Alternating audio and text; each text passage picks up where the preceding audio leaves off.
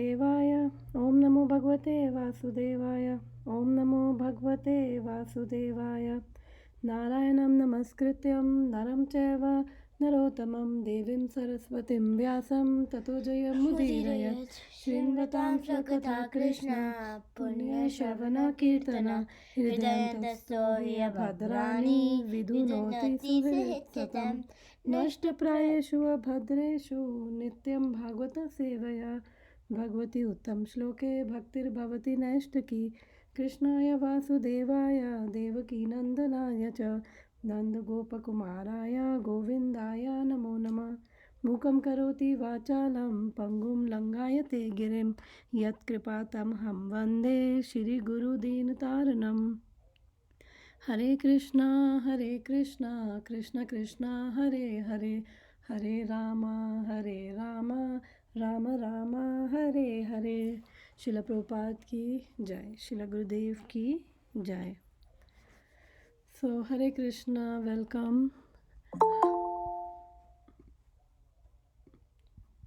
हरे कृष्णा खुशी माता जी। हरे कृष्णा खुशी।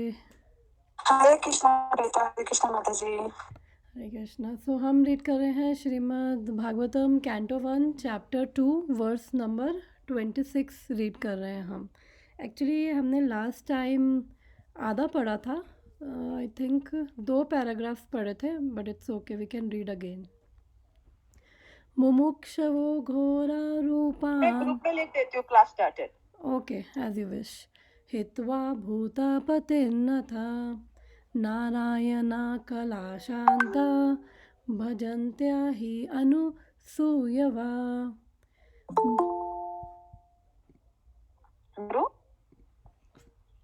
हरे कृष्ण मम्मी। हरे कृष्णा नानी। मुमुक्षवो घोरारूपान् हित्वा भूतपतिर्नथ नारायणा कलाशान्त भजन्त्या हि अनुसूयवा। डिसाइड करेगा कोई? यस। घोरारूपं हित्वा भूतापतिनथान् नारायणा कलशान्तां भजन्ते है अनासूयः। Thank you. तो हम एक बार इससे पहले देख लेते हैं जो हम इस सेक्शन पे है। हम हैं सेक्शन नंबर 23 से 29 सेक्शन पे है, जिसमें I will show my slide कि थीम क्या है, only lord Krishna is to be worship. तो इससे पहले वाला जो सेक्शन था 16 से लेकर 22 वर्सेस तक, हमने उसमें पढ़ी थी स्टेजेस ऑफ भक्ति कि कैसे श्रद्धा से हम प्रेम अवस्था तक पहुंच सकते हैं। तो उसके अंदर भक्ति को ग्लोरीफाई किया गया था। और फिर अगर हमें समझ आया कि भक्ति करनी है तो फिर अब किसकी भक्ति करें। तो यहाँ पे हम पढ़ रहे हैं 23 से 29 में कि किसकी करनी चाहिए। तो 23 वर्स में हमने पढ़ा था कि जो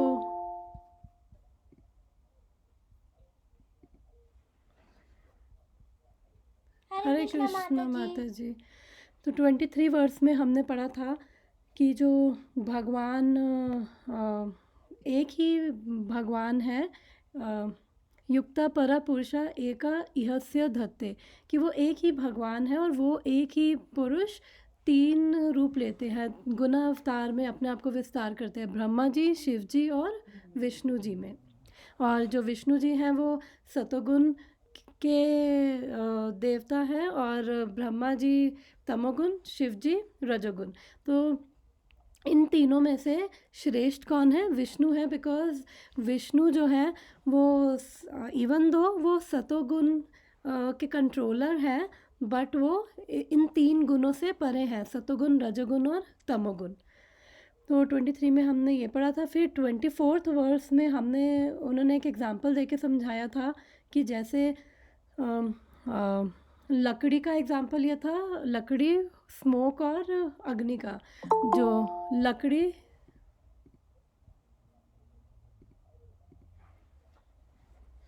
हरे कृष्णा माता जी। माता जी। तो मैं रिवाइज करवा रही हूँ माता जी, हमने क्या पढ़ा है पिछले 2-3 वर्सेस में इस सेक्शन में।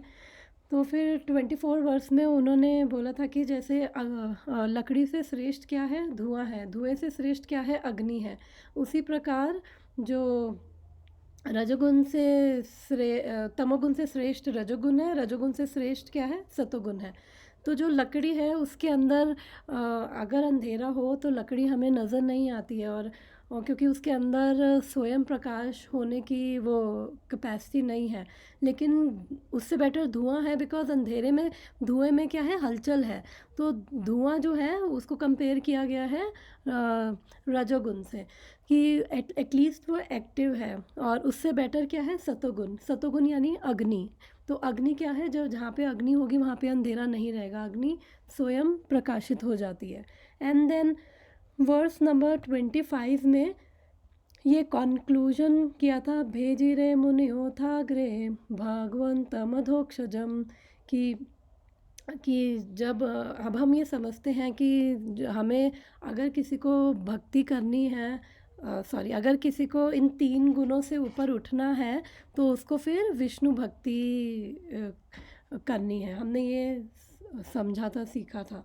तो अब यहाँ पे वो कंक्लूड कर रहे हैं कि जो सारे पूर्व काल से जितने भी जो ग्रेट सेजेस हैं, तो जो इस मटेरियल वर्ल्ड से फ्री होना चाहते थे और मोक्ष को प्राप्त करना चाहते थे, उन्होंने क्या किया, उन्होंने भगवान विष्णु की भक्ति करी और इससे फिर वो भी एलिजिबल हो गए। तो यहाँ पे एक एग्जाम्पल हमें देख के समझाया कि अगर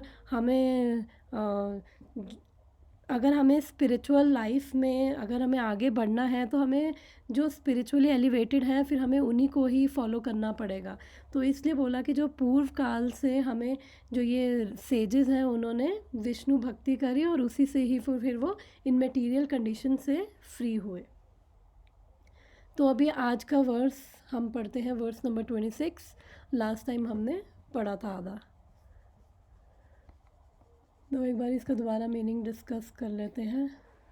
तो मुमुक्षवा मतलब पर्सन्स डिज़ायरिंग लिबरेशन, जिनको मुक्ति चाहिए, तो वो क्या करते हैं, घोरा रूपान हितवा, यानी कि जो भगवान के घोर रूप हैं, घोर रूप क्या है, जो अन्य देवता हैं, बेसिकली अन्य देवता भी हैं, वो भगवान की ही शक्तियां हैं। और भगवान जो है, भगवान अपनी शक्तियों के द्वारा घोर रूप में प्रस्तुत होते हैं। तो उनका हितवा यानी कि जो ये जो ये मुमुक्षुवा यानी कि जो ये लिबरेशन चाहते हैं, वो भगवान के ऐसे घोर रूपों को रिजेक्ट करते हैं। और भूतपति नाथा मतलब कि अब ये भूतपति नाथा मतलब कि जो अन्य ये देवता हो गए जो, और घोर रूप ये क्या हुए हैं, बेसिकली घोर रूप कौन से हैं, जैसे ये काली हो गई, बिकॉज़ काली क्या करती है, वो अपने गले में हमने देखा है कि वो कंकालों की माला पहनी होती है। ये काल भैरव हो गए, चंडी हो गई, तो उस वे में वो घोर रूप है भगवान के ही। और जो ऐसे भयानक जो घोर रूप हैं, जो जिनको लिबरेशन चाहिए, जिनको मुक्ति चाहिए, मुक्ति का मतलब यहाँ पे भगवान की भक्ति, और यहाँ पे साहुज्य मुक्ति नहीं है कि ब्रह्म में लीन होना नहीं है। मुक्ति का मतलब भगवान की भक्ति करके भगवान के धाम में जाना, मुक्ति का मतलब वो है। तो जिनको मुक्ति चाहिए फिर वो क्या करते हैं,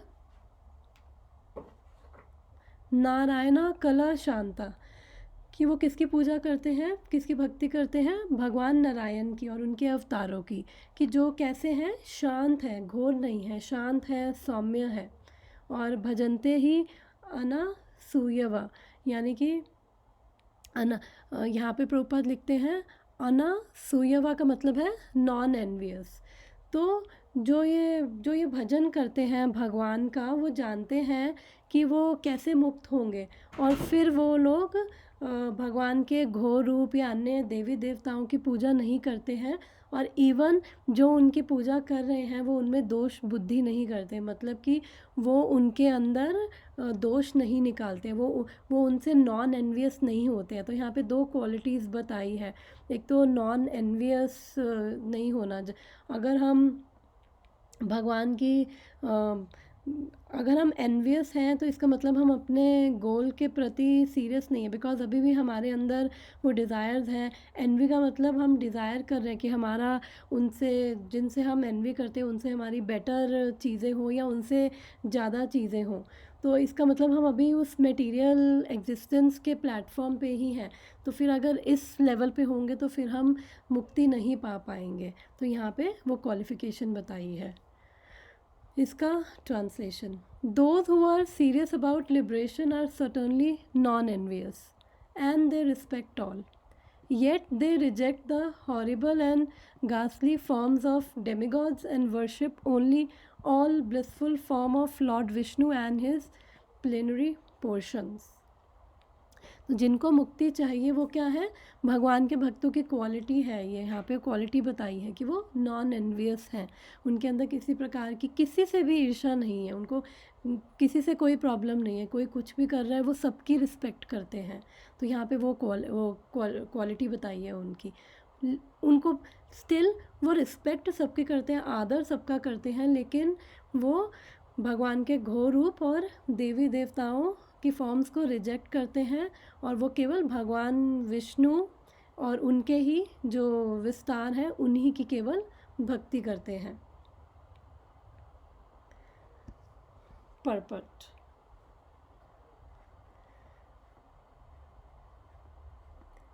The Supreme Personality of Godhead, Shri Krishna, who is the original person of Vishnu categories, expand himself in two categories, namely integrated plenary portions and separated parts and parcels. The separated parts and parcels are the servitors, and the integrated plenary portions of Vishnu Tattvas are worshipful objects of service. तो यहाँ पे बोल रहे हैं कि जो भगवान हैं उनके दो कैटेगरीज़ में भगवान जो है अपने आप को, भगवान कौन है, भगवान विष्णु कृष्ण, तो उनको बोला है जो भी सारे विष्णु तत्व हैं वो सारे ही भगवान हैं, जैसे कृष्ण और सारे विष्णु तत्व, श्री राम जी, नरसिंह देव जी, वो सारे ही भगवान हैं।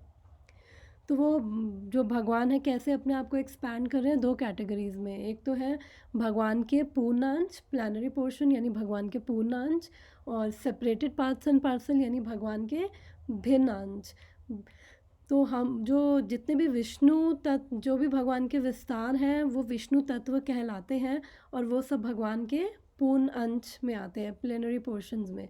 और हम जीव जो हैं हम आते हैं भिन्न अंश में, कि हम उनकी भगवान की, हम भी भगवान की ही शक्ति हैं लेकिन हम उनकी सेपरेटेड, हम पार्ट्स एंड पार्सल हैं, हम भी उनके अंश हैं भगवान के। तो लेकिन हम विष्णु तत्व नहीं हैं, हम लोग जीव तत्व हैं और हम लोग सेपरेट हैं। और माता जी, yes. सॉरी, विष्णु तत्व के क्या एग्जांपल हो सकते हैं, लाइक डेमी गॉड्स और नो, विष्णु तत्व हो गए भगवान श्री राम, नरसिंह देव, वामन देव, okay. जितने भी भगवान कृष्ण के जितने भी एक्सपेंशंस है, विस्तार हैं, बलराम जी, वो सारे क्या हैं, विष्णु तत्व हैं। जो ये देवी देवता होते हैं ये भी जीव तत्व में आते हैं। और लास्ट टाइम हमने डिस्कस किया था कि जो ये देवी देवता हैं वो जीव तत्व हैं, और जैसे अभी ये दुर्गा देवी हैं, शिव जी हैं, शिव तत्व डिफरेंट है और दुर्गा देवी जो है वो भगवान की ही बहिरंगा शक्ति है, तो भगवान के ही निर्देश के अनुसार वो चलती है। तो ये अब डेमिगॉड्स में आ गए इंद्र, चंद्र, वरुण, सूर्यदेव, इवन ब्रह्मा जी भी आ गए, एंड गणेश जी, कार्तिकेय, ये सब क्या हैं, जीव तत्व हैं। तो हम भी जीव तत्व हैं, लेकिन वो हमसे बहुत एलिवेटेड पर्सनालिटीज़ हैं जो ये देवी देवता हैं, और वो हमसे बेटर पोजीशन में है। उनका जो ये लाइफ है, लाइफ स्पैन हमसे काफ़ी ज़्यादा है। तो वो सब भी भगवान के ही भक्त हैं, जितने भी ये देवी देवता हैं वो भी भगवान के ही भक्त में आते हैं। और शिव तत्व डिफरेंट है, वो ना जीव तत्व है ना विष्णु तत्व है, वो एक तरह से बीच की कैटेगरी। और शिव भी क्या है, भगवान का ही विस्तार है। तो लास्ट टाइम मैंने बताया था शिव और भगवान विष्णु में क्या डिफरेंस है, ये ब्रह्म संहिता का श्लोक है, ब्रह्मा जी इसमें बोलते हैं क्षीरं यथा दधि विकारविशेषयोगात् संजायते नहि तथा पृथगस्ति हेतु सम्भूतामपि तथा समुपैति कारयात् गोविंदमादिपुरुषं तमहं भजामि। जैसे दूध और दही में डिफरेंस है। जो दही है, दही किससे बन रहा है? दूध से ही बन रहा है। जब दूध के अंदर वो कंटामिनेशन होता है, खट्टा लग जाता है, तो वो दही बन जाता है। तो वही डिफरेंस है भगवान विष्णु और भगवान शिव में, कि वो एक तरह से वो भगवान का ही विस्तार है। और जो भगवान विष्णु है वो सतोगुण, रजोगुण, तमोगुण से परे हैं, और वो इस भौतिक मटेरियल वर्ल्ड के वो कांटेक्ट में नहीं आते। तो वो जब दृष्टिपात करते हैं तो उनकी दृष्टि से शंभु निकलते हैं, और वो शंभु जाके फिर इस भौतिक प्रकृति के साथ फिर वो कांटेक्ट में आके आगे सृष्टि करते हैं। तो उनका पर्पस डिफरेंट है। तो इसलिए हम देखते हैं कि जो भी शिव भक्त होते हैं जनरली वो इजीली भगवान कृष्ण की भक्ति में आ जाते हैं, बिकॉज़ भगवान जब शिव की कृपा होती है तो उनकी कृपा से हाईएस्ट वो किसी पे क्या कृपा करते हैं कि उनको हरि भक्ति दे देते हैं। तो जो सिंसियर हैं, जो सीरियस हैं, उनकी कॉन्शियसनेस को वो एलिवेट करके वो उनको हरि तक पहुंचा देते हैं। तो ये शिव जी करते हैं। और वो स्वयं भी क्या कर रहे हैं? स्वयं भी वो संकर्षण, यानी कि वो भगवान वो एक्चुअली संकर्षण की एक्सपेंशन, और वो भगवान राम का ही वो भी ध्यान करते हैं शिव जी भी। और ये इस श्लोक में आराधना नाम सर्वेशाम विष्णु आराधनम परम। तो वो जो शिव जी हैं वो दुर्गा देवी को क्या बोल रहे हैं कि my dear Devi, although the Vedas recommend worship of demigods, the worship of Vishnu is top most. और फिर उनसे भी ऊपर क्या है? उनकी सेवा जो भगवान को प्रिय है, जैसे भगवान के भक्त वैष्णव हो गए, तो उनकी भी सेवा टॉप मोस्ट है। तो एक तरह से वो दुर्गा देवी को ये बता रहे हैं कि भगवान की जो भक्ति है वो क्या है? सर्वश्रेष्ठ है विष्णु भक्ति। तो बेसिकली हम लोगों में ही यहाँ पे मटेरियल वर्ल्ड में ही ये रहता है कि लोगों को पता नहीं होता, उनको लगता है कि कंपटीशन है, कौन बेटर है, शिव है, विष्णु है या ब्रह्मा जी है। जैसे यहाँ पे पॉलिटिक्स रहती है तो एक कुर्सी के लिए बहुत लड़ाई झगड़े होते हैं कि कौन सीएम की पोस्ट या पीएम की पोस्ट लेगा। तो बट ऐसा नहीं है। ब्रह्मा जी को अपनी पोजीशन पूरी तरह से क्लियर है, बिकॉज जो ब्रह्मा जी हैं उन्होंने ब्रह्म संहिता लिखी, और हमारे पास तो केवल ब्रह्म संहिता का 5वां चैप्टर है, और उन्होंने उसके अंदर ग्लोरीफाई कर रखा है भगवान विष्णु को। तो ब्रह्मा जी को उनकी जो पोजीशन है वो क्लियर है। तो ऐसे ही जो शिव जी हैं उनको भी अपनी पोजीशन क्लियर है, बिकॉज विष्णु सहस्त्र नाम में एक श्लोक आता है, श्री राम राम रामेति रमे रामे मनोरमे सहस्त्र नाम तत्तुल्यम राम नाम वरानने। तो उसमें बेसिकली पार्वती जी शिव जी से पूछती हैं कि आप दिन भर किसका नाम का जाप करते हो? तो फिर शिव जी बोलते हैं कि फिर शिव जी ने ये श्लोक बोला था कि मैं राम नाम का जाप करता हूँ। और वो फिर बोलते हैं कि जो विष्णु की आराधना है वो क्या है? टॉप मोस्ट है। तो इसलिए ब्रह्मा जी और शिव जी दोनों को क्लियर है उनकी क्या पोजीशन है। तो इसका एग्जांपल दे सकती हूँ, जैसे अगर कोई मंदिर आता है और वो मंदिर में पूछता है कि मेरे को टेंपल प्रेसिडेंट से मिलना है, जो सबसे ऊपर है हाई पोस्ट में, मुझे उससे मिलना है, तो वो टेंपल प्रेसिडेंट है।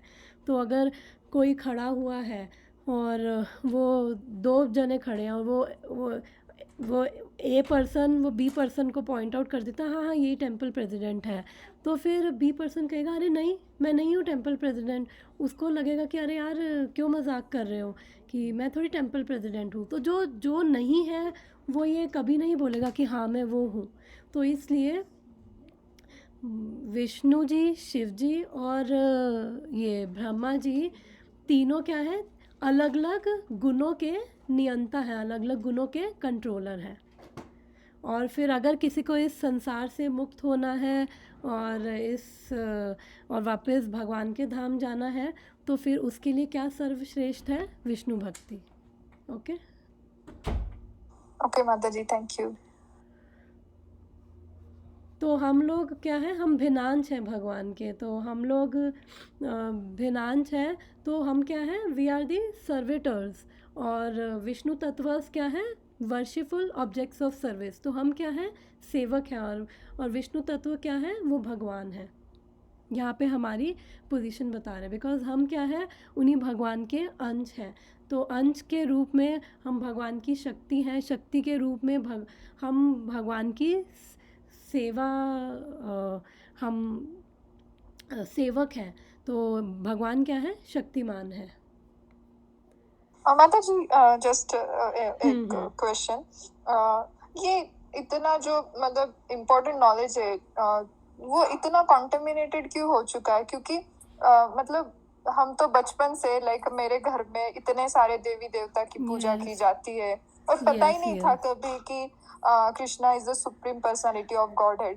तो आपको कुछ आइडिया कि ऐसा क्यों हुआ है? क्योंकि पता ही नहीं है लोगों को ज़्यादातर। जो मेरी अंडरस्टैंडिंग है वो ये है कि लोगों को फ़र्स्ट ऑफ ऑल नॉलेज नहीं है, क्योंकि देखो हर कैटेगरी के लोग हैं इस दुनिया में, और इसलिए हर कैटेगरी के लोगों के लिए जो हमारे ये पुराण है, ये हमारे 4 वेद हैं, उनको समझाने के लिए हमारे 18 पुराण हैं, फिर 18 पुराणों को समझाने के लिए 108 उपनिषद हैं, फिर महाभारत है, श्रीमद् भागवतम है। तो फिर जो ये 18 पुराण है उसमें से 6 सात्विक पुराण है, 6 राजसिक पुराण है, और 6 तमोगुनी पुराण है। तो अब लोग जो है डिफरेंट लेवल पर हैं, डिफरेंट कॉन्शियसनेस पर हैं, और हर एक को शुद्ध भक्ति नहीं करनी, हर एक को भगवान नहीं चाहिए। अब जैसे एक नर्सरी का बच्चा है, वो पहले क्या करेगा, 1 2 3 ये लर्न करेगा। तो नर्सरी के बच्चे को सीधा 12th का मैथ्स बताना कि आप डिफरेंशिएशन, इंटीग्रेशन, कैलकुलस ये सब करो, तो वो बेचारा पागल हो जाएगा, उसके बस का नहीं है। तो इसीलिए ये ध्यान रखते हुए कि सबकी चेतना, सबकी कॉन्शियसनेस डिफरेंट है, और हर कोई इतना हर किसी का लेवल डिफरेंट है, उसी हिसाब से पुराण है कि ओके, अगर आप राजसिक हो तो अच्छा आप ये राजसिक पुराण पढ़ो, एटलीस्ट इनको तो पढ़ो, और फिर जब ये पढ़ोगे फिर धीरे धीरे थोड़ी सी चेतना शुद्ध होगी, फिर रजोगुनी से सतोगुण, रजोगुण, तमोगुण, तमोगुनी से रजोगुनी बनो, रजोगुनी से फिर सतोगुण में आओ। तो इस वे में जैसे जिसकी एक्चुअली इस वर्स में हम वही पढ़ेंगे कि सबकी अपनी अपनी वो ये जो 3 गुण है, सतोगुण, रजोगुण, तमोगुण, उनसे सब प्रभावित हैं। तो उन्हीं के अनुरूप फिर वो लोग जो हैं वो अपने हिसाब से उपासना वगैरह, अपनी पूजा वगैरह वो चुनते हैं। तो इसलिए अगर कोई सीरियसली सिंसियर है तो ही वो भक्ति को चुनेगा, तो अदरवाइज़ इसलिए ऑप्शन दे रखी है। और भगवान भी दयालु हैं, बिकॉज भगवान ने भी जो देवी देवता हैं, हमने 3rd चैप्टर में पढ़ा था कि भगवान के क्या हैं, रिप्रेजेंटेटिव्स हैं, वो डिफरेंट डिपार्टमेंट्स के हेड हैं। जैसे हमारे यहाँ पे भी मटेरियल वर्ल्ड में भी हमारे डिपार्टमेंट्स होते हैं। अगर हम देखें पॉलिटिकल लेवल पे हमारे ये एक ही प्राइम मिनिस्टर, एक ही प्रेसिडेंट होगा, बाकी सारे कोई फाइनेंस मिनिस्टर, कोई एजुकेशन मिनिस्टर, कोई मिनिस्टर, हेल्थ मिनिस्टर, तो ऐसे डिफरेंट डिपार्टमेंट्स हैं। तो वो सब लोग भी डिफरेंट डिपार्टमेंट्स कंट्रोल कर रहे हैं। तो ऐसे ही देवी देवता हैं। तो जब नॉलेज नहीं होती है तो फिर सबको एक ही मानते हैं, तो सब एक नहीं है, एक भगवान एक है, और वो पूरी दुनिया के भगवान हैं। भगवान एक ही हैं, चाहे वो कोई भी धर्म हो, हिंदू, मुस्लिम, सिख, ईसाई, कोई भी हो, भगवान एक ही हैं। सुपर पावर बस एक ही है, और बस अलग अलग ट्रेडिशंस में उनको अलग अलग नाम से जाना जाता है, बस ये डिफरेंस है। और कोई भगवान को डायरेक्टली जान पा रहा है, और कोई भगवान के रिप्रेजेंटेटिव्स के थ्रू भगवान को जान पा रहा है। तो जो जैसे मैंने एग्जांपल दिया था, नर्सरी का बच्चा है, तो वो उस लेवल पे नहीं समझ पाएगा कि डिफरेंशिएशन। तो वो धीरे धीरे पहले 1 2 3 पढ़ेगा, फिर उसके बाद नंबर्स, फिर उनको ऐड करना, फिर धीरे धीरे अलग अलग ग्रेड में जाएगा, फिर फाइनली जब वो इतना क्वालिफाइड होगा, 12th में जाएगा, तब उसे समझ आएगा डिफरेंशिएशन क्या होता है, इंटीग्रेशन क्या होता है। तो ऐसे ही ये सारे अलग अलग पुराण हैं। तो वो हमारी कॉन्शियसनेस को एलिवेट करने के लिए है कि आप ये जो जिस लेवल पे है वो उसी लेवल पे अट्रैक्ट हो जाएगा। रजोगुनी लोग रजोगुनी पुराणों से अट्रैक्ट होंगे। रजोगुनी लोग बेसिकली प्रभुपाद इस परपट में लिखते हैं कि देवी देवताओं की पूजा करते हैं। तमोगुनी लोग जो तामसिक लोग हैं वो भूत प्रेत जैसे तांत्रिक, वो इस पितरों की वो इस प्रकार से पूजा करते हैं। तो इसलिए अपना अपना जो लेवल है उस हिसाब से, फिर उस हिसाब से हम समझते भी हैं और फिर हम आगे भी फिर जो हमारे घरों में चल रहा होता है हमें ये ठीक लगता है। जनरली जो मेंटालिटी है वो यही है कि हमारी इच्छाएं पूरी होनी चाहिए। तो इसका मतलब रजोगुण के कारण वो इतनी इच्छाएं हैं हमारे अंदर, तो इसलिए जो देवी देवताओं के पास जाते हैं ताकि हमारी इच्छाएं फटाफट, क्योंकि फटाफट पूरी हो। तो इसलिए देवी देवताओं को लोग चुनते हैं, वो इजी वे है हमारी इच्छाओं को पूरा करने के लिए। क्योंकि जब भगवान के पास जाएंगे भगवान तो हमें शुद्ध करेंगे और जो हमारे लिए ठीक इच्छा है वो देंगे, और जो ठीक नहीं है फिर वो नहीं भी देंगे। वो भगवान की इच्छा के अनुसार अभी है। तो कुछ मांगने से भी डर लगता है माता जी ये सुन के। भगवान को एक्चुअली पता है, भगवान को ना हमारी इंटेंशंस हमारे हृदय में है कृष्ण, और वो परमात्मा के रूप में हमारे हृदय में, उनको सब पता है कि हमें क्या चाहिए, क्या हमारे लिए प्यूरिफाइंग होगा। और जब कोई भक्त बनता है ना तो भगवान वैसे पार्शल नहीं है, बट लेकिन फिर भी भगवान उसका खास ख्याल रखते हैं। तो इसलिए भगवान देने को कुछ भी दे सकते हैं, लेने को ले सकते हैं, उनकी जैसी इच्छा होती है कि इसको कैसे शुद्ध किया जाए। तो इसलिए जो जो भक्ति में होते हैं उनकी डिज़ायर्स भी धीरे धीरे प्यूरिफाई होने लग जाती है। हमारी जो इच्छाएं होती है, बहुत सारी इच्छाएं हो सकती हैं हमारी, कोई बात नहीं, लेकिन जब हम भक्ति में लगते हैं, अपनी तरफ से कोशिश करते हैं, तो हमारी डिज़ायर्स भी प्यूरिफाई होती जाती हैं भगवान की कृपा से। तो हम नहीं भी मांग रहे तो भी भगवान को पता है, मांग भी रहे हैं तो फिर तो भी भगवान के ऊपर है कि कैसे कैसे कौन हैंडल कर पाएगा, कौन नहीं हैंडल कर पाएगा। तो जो हैंडल कर पाएगा उसको दे देंगे, जो नहीं हैंडल कर पाएगा फिर उसको थोड़ा डिले कर देंगे। भगवान हमेशा इच्छाएं पूरी करते हैं, बट डिपेंडिंग ऑन कि किसके लिए क्या प्यूरिफाइंग है, तो उस हिसाब से। That's so nice, माता जी। तो इसलिए यहाँ पे बोला है कि अगर वो श्रेय क्या है, क्योंकि 25 तो 23rd में बोला था श्रेय क्या है। आप अलग अलग उपासनाएं कर सकते हो, आपकी इच्छा है, लेकिन आपकी नीड क्या है, आप श्रेय क्या है उस, इसलिए ये बता रहे हैं कि श्रेय क्या है, विष्णु भक्ति, कृष्ण भक्ति श्रेय है। वो करने से आप इस संसार से ही छूट जाओगे, सारी इच्छाओं से छूट जाओगे। बिकॉज सारी प्रॉब्लम क्या है, इच्छाओं की प्रॉब्लम है। इतनी सारी हमारे अंदर इच्छाएं हैं, और वो इच्छाएं के कारण हमारे अंदर भय, एंग्जाइटी और वो कितनी चीज़ें हैं, अटैचमेंट्स हैं हमारी, तो हम पकड़ के बैठे हुए हैं। तो धीरे धीरे वो इच्छाएं भी भगवान की भक्ति करके, भगवान यानी कि कृष्ण भक्ति विष्णु भक्ति करके हम धीरे धीरे वो प्यूरिफाई भी हो रहे हैं, और साथ में हमारी जो इच्छाएं हैं वो भी हमारी धीरे धीरे प्यूरिफाई हो रही है। तो दोनों ही फ़ायदे हैं। अगर इच्छाएं मन में है तो भी हम कृष्ण भक्ति कर सकते हैं, अगर नहीं भी है तो भी फिर हम कृष्ण भक्ति कर सकते हैं। तो ये श्रीमद् भागवतम जो है एक्चुअली ये हाई लेवल की बात कर रहा है। ये इसको बोला गया अमला पुराण, इसके अंदर कोई कंटामिनेशन नहीं है। तो ये बात क्या कर रहा है, शुद्ध भक्ति के लेवल की बात कर रहा है। तो जब ऐसे लेवल की बात होगी तो फिर इसीलिए यहाँ पे कंपैरिजन किया। इसका मतलब ये नहीं है कि शिव जी वो तमोगुनी या ब्रह्मा जी ऐसे हैं, नहीं, इसका मतलब ये नहीं है। इसका मतलब ये है अगर आपको आपका श्रेय चाहिए तो फिर आप हाईएस्ट लेवल पे फिर आपको रहना है, आपको ये करना है, तो वो आपको चीज़ें बता रहा है। तो जो शिव जी भी हैं वो भी एक तरह से भगवान के ही एक्सपेंशन है। ब्रह्मा जी भी भगवान के ही गर्भ से निकले, उनको विष्णु गर्भा भी बोला जाता है, भगवान के गर्भ से, भगवान की शक्ति है। बस फ़र्क क्या है कि अगर आपको श्रेय चाहिए तो फिर आप ये वाली रस्सी पकड़ लो, आप विष्णु भक्ति करो अगर आपको श्रेय चाहिए। तो वो यहाँ पे बता रहा है। तो श्रीमद् भागवतम यही करेगी आगे भी, कि हमें बताएगी कि वो टॉप मोस्ट लेवल क्या है, हमें भक्ति कैसे करनी है, कैसे यहाँ से निकलना है, कैसे यहाँ से छूटना है। तो हमें फिर इन सब चीज़ों में नहीं पड़ना है।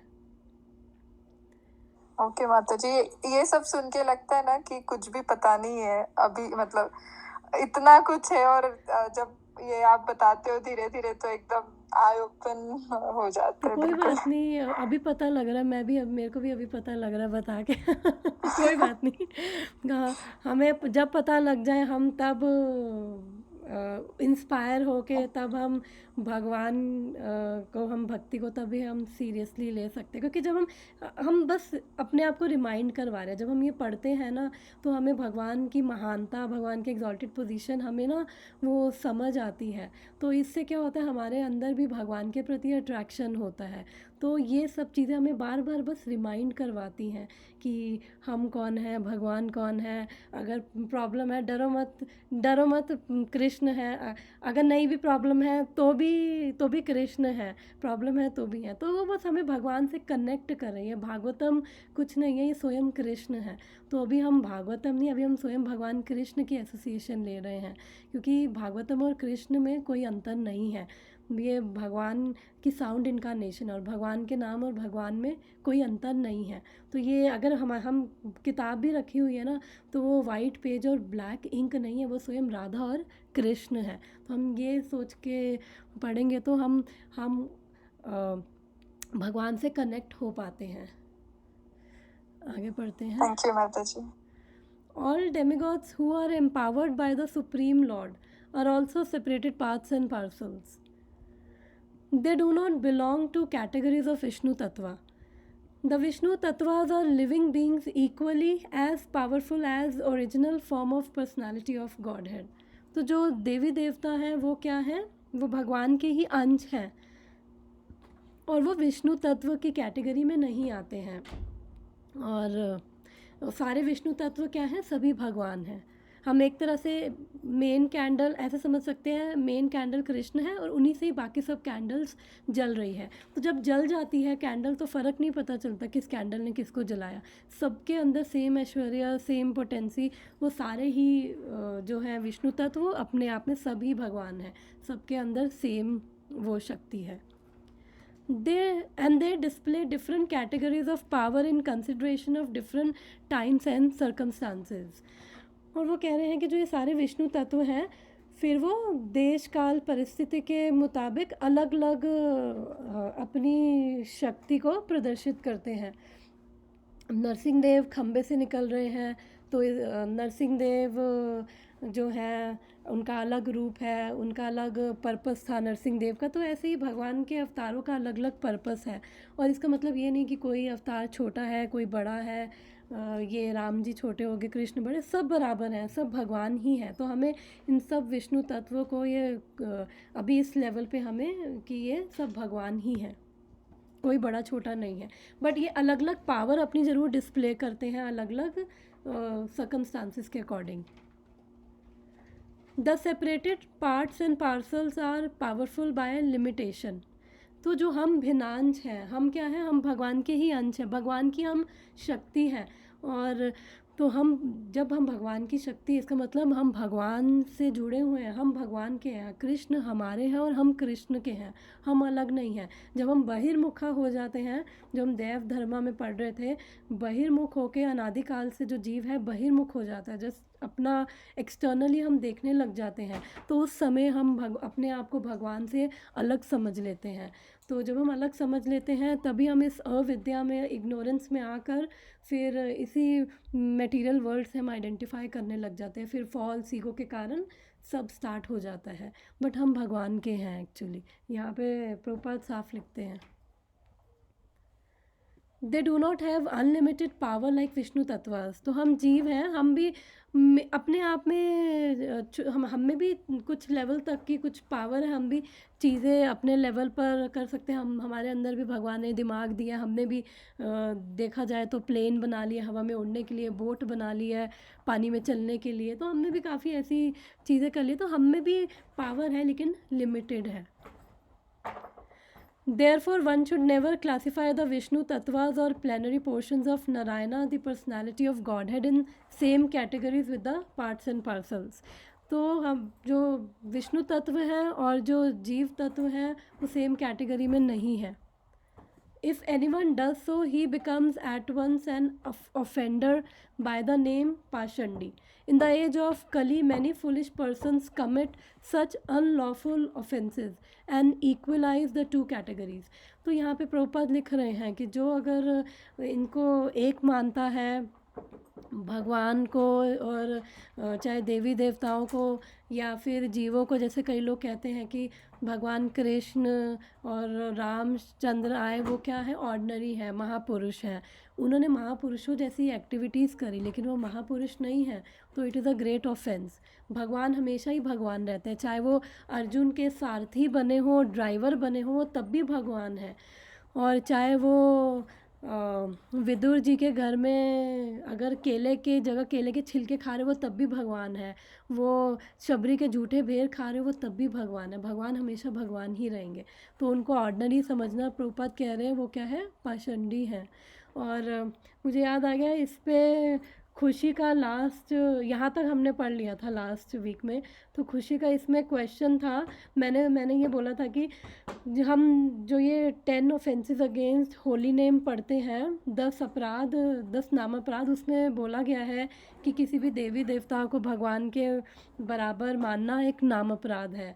तो खुशी ने तब पूछा था कि ये कहाँ से आया है, तो बेसिकली ये पद्म पुराण के ब्रह्मा कांड का चैप्टर नंबर 25 है और वर्स नंबर 15 से लेकर वर्स नंबर 18 है, जहाँ पे ये 10 नाम अपराधों को बताया गया है। तो ये नाम अपराध वहाँ से आए हैं। ठीक है खुशी? आंसर मिल गया। तो ये पुराण का एक्चुअली मुझको बता रहे, तो ब्रह्मा जी का पुराण है, पद्म पुराण में से है ये जो 10 ऑफेंसेस हैं ये पद्म पुराण में से लिए गए हैं और ये चैप्टर नंबर 25 ब्रह्मा कांड है ये, और श्लोक संख्या 15 से 18 है, तो उसमें ये डिस्क्राइब किए गए हैं।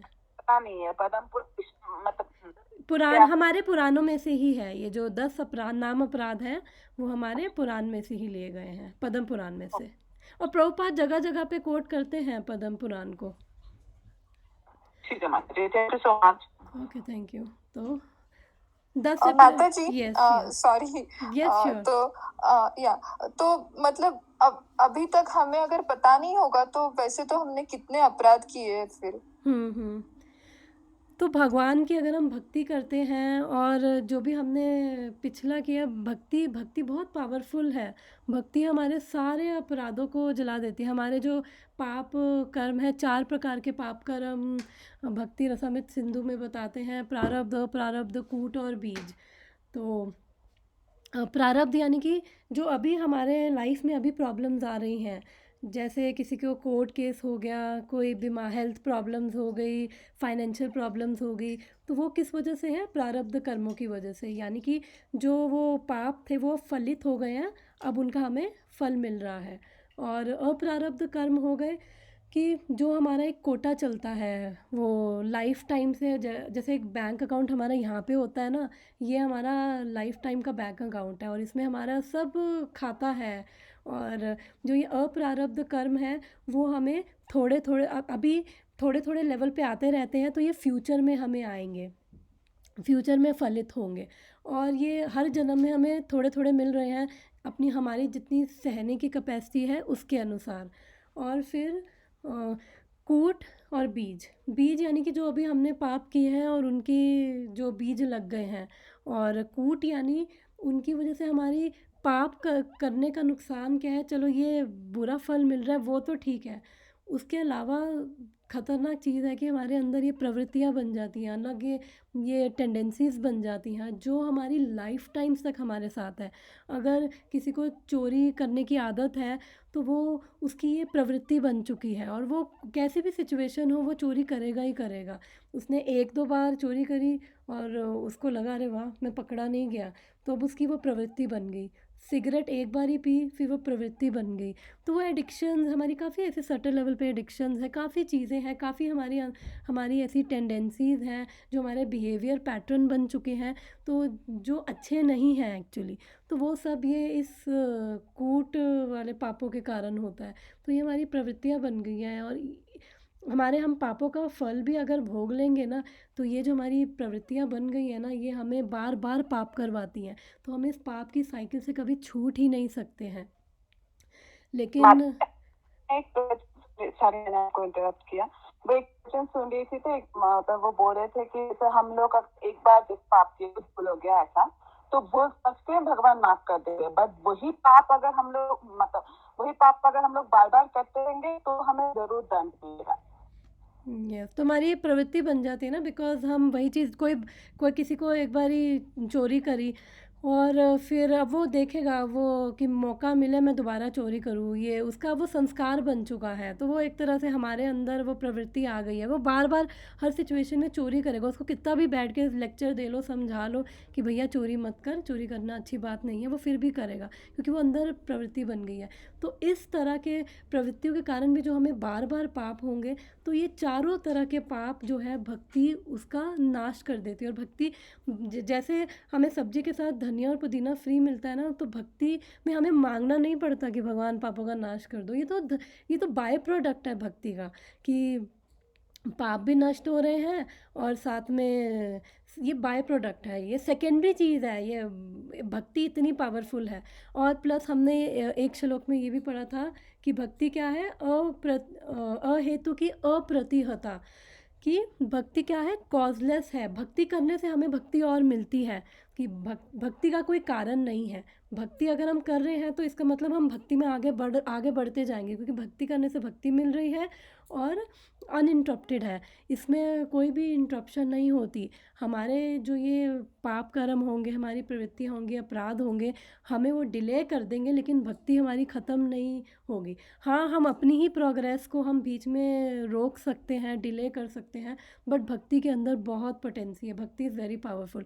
और जब हम, क्योंकि भगवान का नाम भगवान से भी पावरफुल है, तो जब हम भगवान का नाम लेते हैं और भगवान का नाम जाप करते हैं, हम भक्ति करते हैं, तो उससे क्या है, ये सारे पाप हमारे ख़त्म हो जाते हैं। तो हमारी इवन पाप ही नहीं, पाप करने की प्रवृत्तियाँ भी ख़त्म हो जाती है, टेंडेंसीज भी ख़त्म हो जाती है।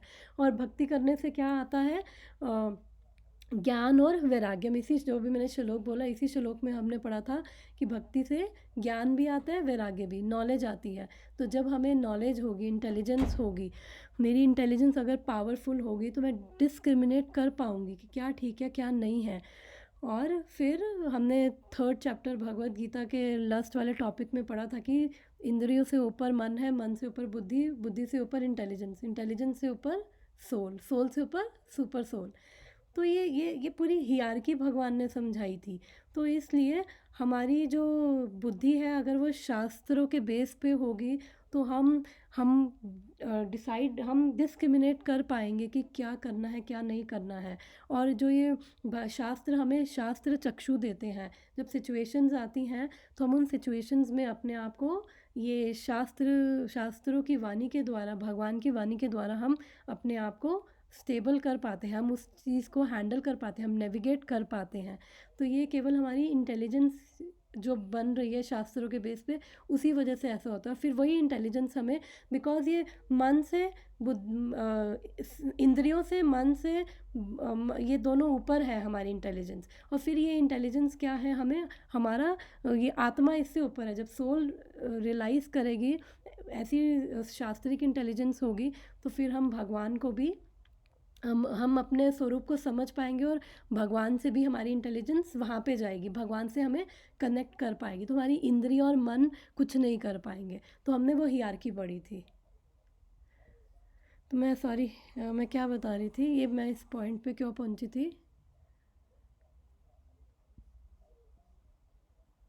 वो पद्म पुराण और वो बता रहे थे माता जी आप नाम अपराध का। ठीक है, तो हाँ, मैं ये बता रही थी बेसिकली भक्ति करने से हमारे सारे पाप क्षमा हो जाएंगे। आई थिंक ये क्वेश्चन था कि भक्ति कर, हमने इतना कुछ किया है तो हमें उसकी टेंशन नहीं लेनी है। बस हमें ये ध्यान रखना है कि हम सिंसियरली भगवान के नाम का जाप करें। भगवान के नाम में बहुत शक्ति है। इनिशियली हमें अच्छा नहीं लगता, एक लेक्चर में सुन रही थी, इनिशियली हमें अच्छा नहीं लगता, मन भी नहीं लगता, तो भी हमें घबराना नहीं है। इनिशियली बहुत घबराहट होती है जब अब करते हैं, तो कोई बात नहीं है, रो के भगवान को बोलो कि कृष्ण नहीं लग रहा मन, भगवान हमें एटलीस्ट नाम में मन लगे। भगवान से हम प्रार्थना कर सकते हैं और भगवान को पता है हमारी स्थिति, तो भगवान हमारी मदद करते हैं। तो जब हमें किसी भी सिचुएशन में हमें नाम ज़रूर लेना है, चैंटिंग रेगुलर, 16 माला रेगुलर, तो अगर वो हो रही है और साथ साथ हम बाकी चीज़ें भी कर रहे हैं, तो वो हमें सतोगुण में लेके जा रही है और वो हमें सतोगुण से शुद्ध सतोगुण में, तो एटलीस्ट सतोगुण में आएंगे और फिर सतोगुण से हम ऊपर उठेंगे। वो हमें सब हेल्प कर रही हैं। आगे बढ़ते हैं।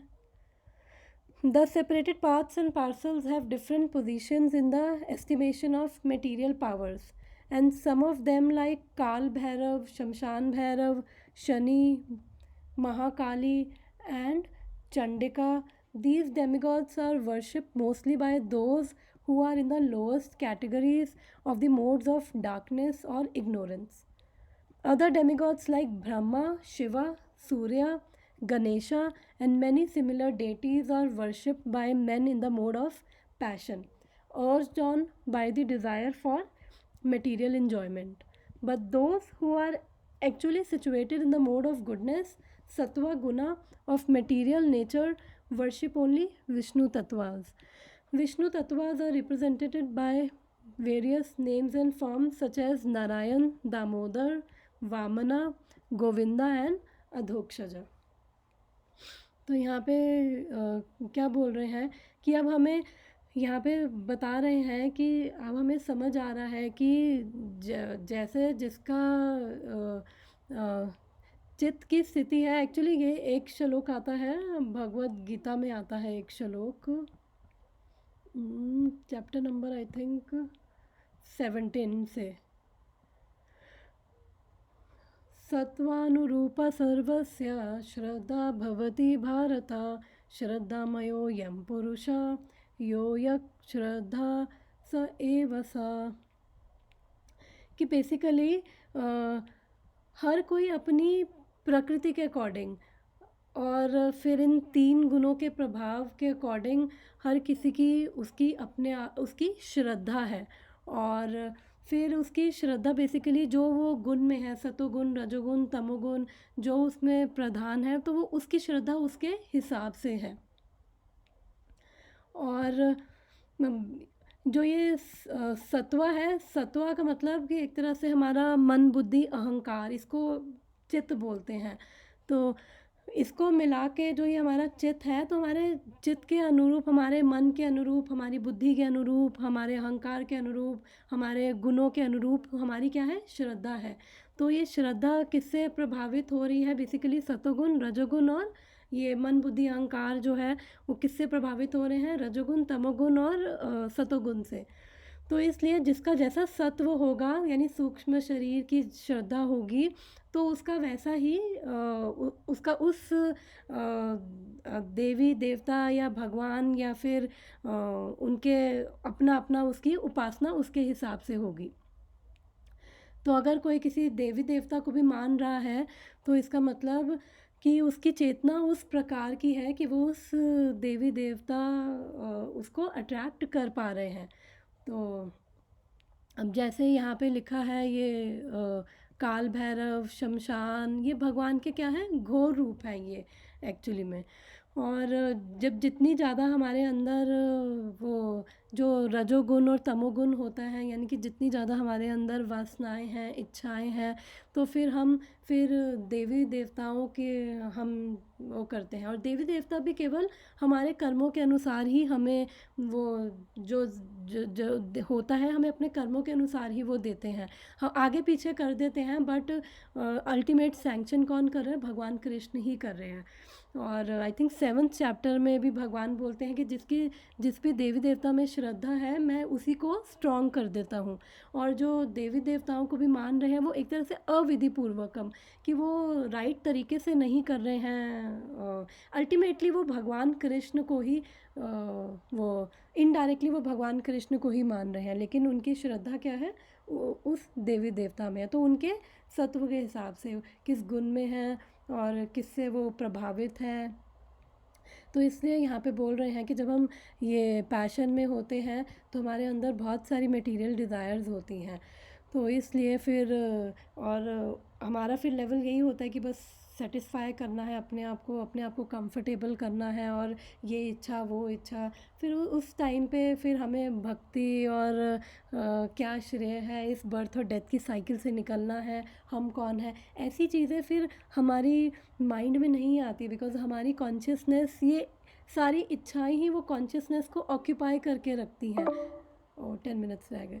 तो ये सारी जो इच्छाएं वो इतना रजोगुण स्ट्रांग होगा तो वो इच्छाएं फिर कॉन्शियसनेस को ऑक्यूपाई करेंगी, फिर देखेंगे अच्छा उसने ये किया, एक्चुअली ये भी होता है कि उसने ना ये किया था तो उसको बड़ी जल्दी उसको जॉब मिल गई, उसकी शादी हो गई, उसको ये मिल गया, उसको वो मिल गया, तो देखा देखी भी अच्छा तुमने ये किया मैं भी अब यही करूँगा, तो फिर हम भी वही करते हैं देवी देवताओं के साथ बिजनेस डील देखी देखी कि हमारी भी इच्छा पूरी हो।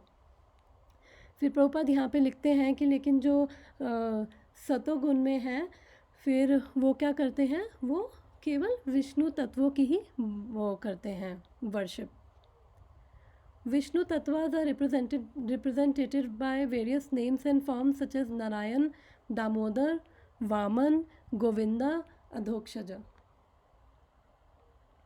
और हमें फिर नेक्स्ट में बताएंगे कि हमें एक्चुअली में जज नहीं करना है किसी को, कि अगर कोई देवी देवताओं की पूजा कर रहा है तो इसका मतलब वो रजोगुनी है, वो तमोगुनी है, ऐसा हमें नहीं जज करना है। बिकॉज जो अभी हमने ऊपर क्या पढ़ा था कि जो वो इसी वर्ष में पढ़ा था ना कि नॉन एनवियस, जो भगवान के विष्णु के भक्त हैं, वैष्णव हैं, वो कभी भी दूसरों को जज नहीं करते हैं, और बिकॉज उनको पता है हर कोई अपनी श्रद्धा के अनुसार अपनी जर्नी कर रहा है, और जो जितना समझ पा रहा है वो उतना कर रहा है, तो इसलिए अभी वो स्टक है, लेकिन सबकी अलग अलग जर्नी है। तो जब हम समझ पा रहे हैं, हमें जब चीज़ें समझ आ रही हैं, तो हम दूसरों को जज नहीं करें, हम देखें कि हम अपनी जर्नी को कैसे हम अच्छे ढंग से करें कि हम भगवान की तरफ खुद भी आगे बढ़ें और हम दूसरों को भी इंस्पायर कर सकें।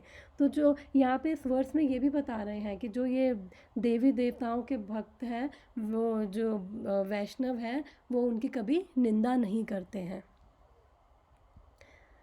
The qualified Brahmins worship the Vishnu Tattvas represented by Shaligram Shila, and some of the higher castes like Kshatriya and Vaishyas also generally worship the Vishnu Tattvas.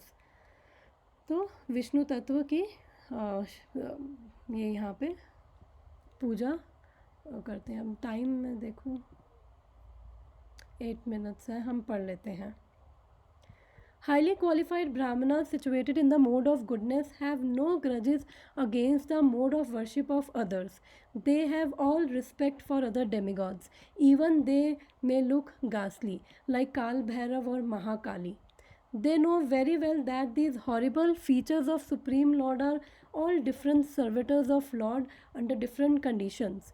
Yet they reject the worship of both horrible and attractive features of demigods, and they concentrate only on the forms of Vishnu because they are serious about liberation from material conditions. The demigods, even to the stage of Brahma, the supreme of all demigods, cannot worship liberation to anyone. थोड़ा सा sorry fast जाऊंगी अब यहाँ पे time देखते हुए।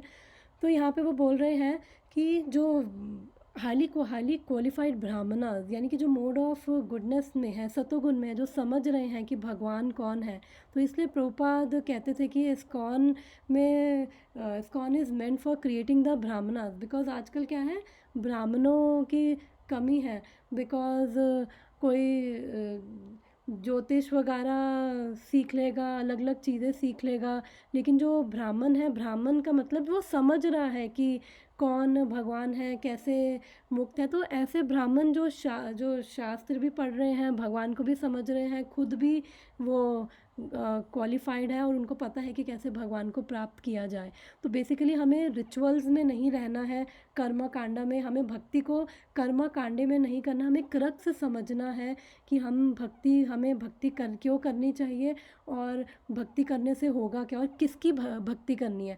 देवी देवताओं की भक्ति नहीं होती, भक्ति केवल विष्णु या कृष्ण की, विष्णु तत्वों की होती है।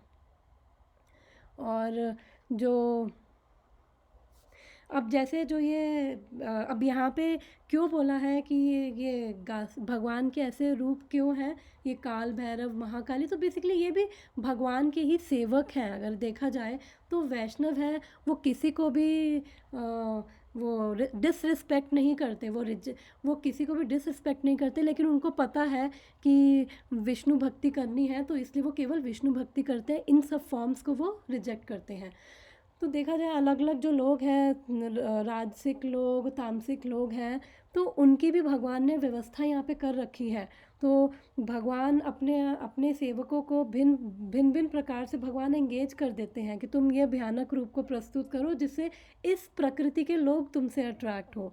तो अगर कोई वैष्णवों को कहे कि चलो 12 से 2 बजे रात को शमशान में चलो, वहाँ पे चैंटिंग करेंगे, तो वैष्णव कहेंगे अरे क्या बात कर रहे हो, वो इंटरेस्टेड नहीं होंगे। शमशान में कौन मुर्दों के बीच में बैठ के ये करेगा, तो उनको इंटरेस्ट नहीं आएगा।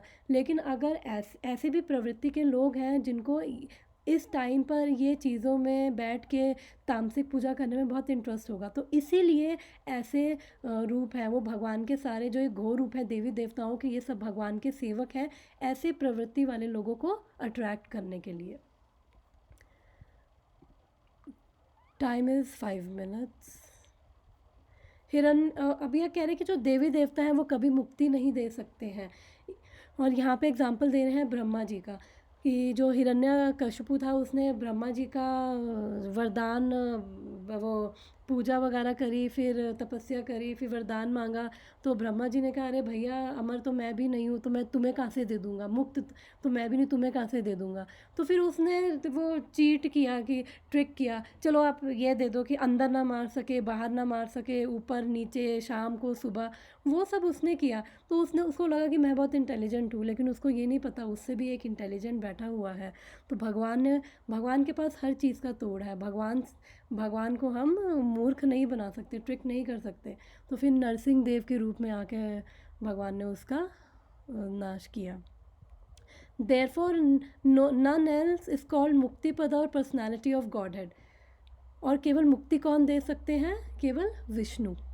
The demigods, being like other living entities in the material world, are all liquidated at the time of annihilation। तो ये देवी देवता भी सारे ख़त्म हो जाते हैं। इवन जो शिव जी भी हैं, जो वो इस ब्रह्मांड में, वो भी ख़त्म हो जाते हैं। लेकिन जो ये शंभु तत्व हैं फिर ये वापस चले जाते हैं सदाशिव में। तो इसलिए जितने भी देवी देवता हैं वो सब ख़त्म हो जाते हैं जब ये सारा ये एनहाइलेशन होती है। They are themselves unable to get liberation, and what to speak of giving liberation to their devotees। तो क्यों विष्णु की भक्ति कर रहे हैं? क्योंकि भगवान विष्णु ही केवल मुक्ति दे सकते हैं, ये देवी देवता नहीं दे सकते। वो क्या करते हैं? केवल टेम्परेरी बेनिफिट्स दे सकते हैं and not the ultimate one. तो इसका नुकसान क्या है? पहले लास्ट लाइन पढ़ लेते हैं। It is for this reason that only candidates for liberation deliberately reject the worship of demigods although they have no disrespect for any one of them. तो उनके अंदर डिसरिस्पेक्टफुल नहीं है, लेकिन उनको पता है कि क्या श्रेय है और इसलिए वो इनको रिजेक्ट करते हैं। और जो देवी देवता हैं जो उनके भक्त हैं, अगर हम देखें जैसे रावण ने शिवजी से इतना लंका मांगी थी तो उसने तपस्या करी, लेकिन उसका हृदय शुद्ध नहीं हुआ। और हिरण्यकशिपु, उसका हृदय शुद्ध नहीं हुआ। तो देवी देवता भी हृदय शुद्ध नहीं कर सकते। तो हृदय शुद्ध कौन कर सकता है? केवल स्वयं भगवान कृष्ण, विष्णु तत्व। तो जैसे ध्रुव महाराज ने भी भगवान के पास गए थे, वो भक्ति करने के लिए नहीं गए थे, वो अपनी इच्छा लेके गए थे। लेकिन वो इच्छा भगवान ने उनकी प्यूरीफाई करी और साथ में वो पूरी भी करी। जब उनकी पूरी करी तो फिर उन्होंने कहा मुझे ये नहीं चाहिए, फिर भी भगवान ने उनको दिया। तो इसलिए भगवान हमारी सारी इच्छाएं पूरी कर सकते हैं। तो चाहे हमारी इच्छाएं हो चाहे हमारी इच्छाएं ना हो, हम हर केस में हम भगवान विष्णु, भगवान कृष्ण की भक्ति कर सकते हैं। तो आई थिंक कॉल कट जाएगी। किसी कुछ लास्ट मिनट कोई थॉट या डिस्कशन? तो फिर हम कल मिलते हैं सेम टाइम पर। नेक्स्ट वर्स भी इसी से रिलेटेड है, हम उसको पढ़ेंगे। तो thank you so much everyone. Hare Krishna. Thank you माता जी, हरे कृष्णा। हरे कृष्ण।